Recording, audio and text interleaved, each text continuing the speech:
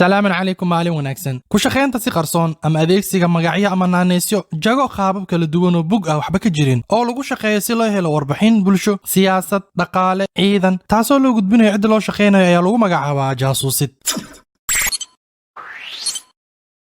waxaa jirto jaasuusid aragti dhow leh sida asxaabta inta istaqaano lamaanaha kuwaas oo iska jaasuusayo si ay u ogaadaan xaqiiqda dhabta ay ka qarsoon qofka ay beegsadaan sidoo kale jaasuusid aragti dheer leh ayaa jirto tusaale ahaan kuwa dhagarwadayaasha calooshood shaqaystayaasha wadan ama shisheeyaasha ajaanibta ah oo la ijaarto kuwaasoo jaasuusaya dad gaar ah hay-ado bulsho ama dowlad si ay u helaan warbixin iyo iyaga doondoonayeen jaasuusida aragtida dhow leh ayaa bulshada si xun u saamayso inkasta ay ku kala duwan yihiin hadafka ujeedka uu jaasuuska ka leeyahay qaar baa doonaya inay adiga ka ogaadaan si qoto dheer leh sida aan la kulmayba muddo saas u dheereen galabyada ka mid ah ayaa waxaa ii wacay dadaasna qaan oo magaalada ila joogo ayaa waxay ugu yeereen inaan ka qayb galo xaflad yar ee ugu magac dareen inay tahay tartan qur'aan iyagoo iga doonaya muuqaal inaan u duubo sidaas ayaan ugu aqbalay dacwadii ay soo jeediyeen waana imaaday muddo yar kadib intii aan goobtii joogay ayaa mid wuxuu ku dhagay moobilkayga isagoo isku daya inuu rogrogo ama baarbaaro waxa ku dhex jiro nasiib wanaag moobilka waxaa ku xirnaa nambar deedna si degdegsiimo ku jirta ayaan kaga dafay moobilkayga waxaanba arkay isagoo ugu baaqaya isha qof iiga dambeeyo oo luqadda jirka ku wada hadlayaan gadaal ayaan u milicsaday waxaanba arkay koox qorshaysan oo doonayso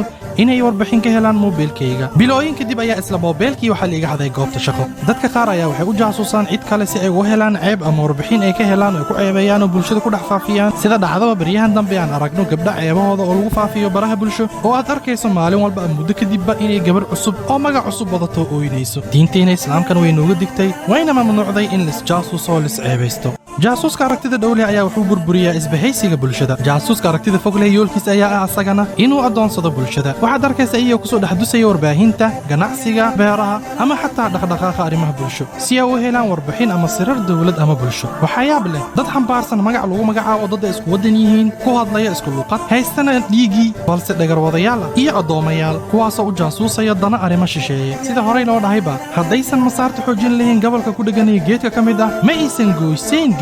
habka ama qaabka jaasuusida way kala duwan yihiin jaasuusnimadii xilligii nebiyada way ka duwan tahay uma eko tan maanta jaasuusnimada maanta aad ayay u horumartay waxayna adeegsanayaan qalab kala duwan oo lagu jaasuuso dadka mararka qaar waxay adeegsanayaan kaamirooyin aad u yaryar oo u eg u shabbahdana madaxyada masaamiirta ama guluusyada shaatiyada mararka qaar waxay adeegsanayaan nambarada taleefon ama internetka isku xidhaha website facebook whatsapp iyo wixii la mid ah waxaad arkaysaa deris ku dhejiya derbigaaga waxyaalo lagu jaasuuso dadka oo had iyo jeer u kuurgala waxa ka dhacaya guriga darisnimadana ma xishmeynayo mararka qaarna waxay adeegsanayaan qalab wax lagu duubo codadka sidaas ayuu warbixin kaga gudbinayaa sidoo kalena waxaa jirta inay adeegsadaan mararka qaar muraayado ama ookiyaalo gaar ah oo si toos u baahinaya xaaladda ay doonayaan inay duubaan mar baa dhacaysa inay ku daandaansadaan si ay kaaga xanaajiyaan oo aad la falgasho kadibna ay warkaaga qaadaan iyagoo ka dhex raadsanayo falcelintaada kadibna ay ku duubaan feeral kala duwan ay ku sitaan boorsooyinkooda gaarka ah mararka qaar waxaad arkaysaa gawaari ama baabuuro ku daba socda oo had iyo jeer ku raadinaya oo kuula aadaya meel walba aad aado si ay kaaga aruuriyaan warbixin kuu gaar ah jaasuusida waa laba nooc jaasuusid gardaro ah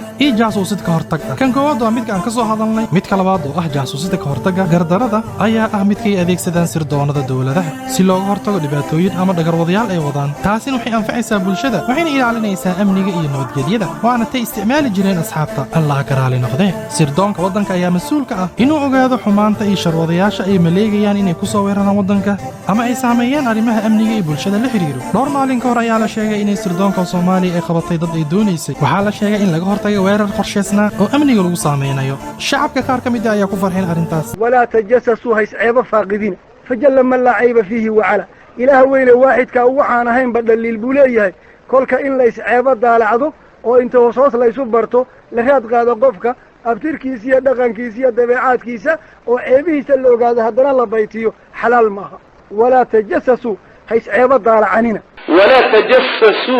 tajassuska waxa la yiraahdaa in aad dabagal ku samayso ruuxa ceebihiisa oo ceebtiisa ururiso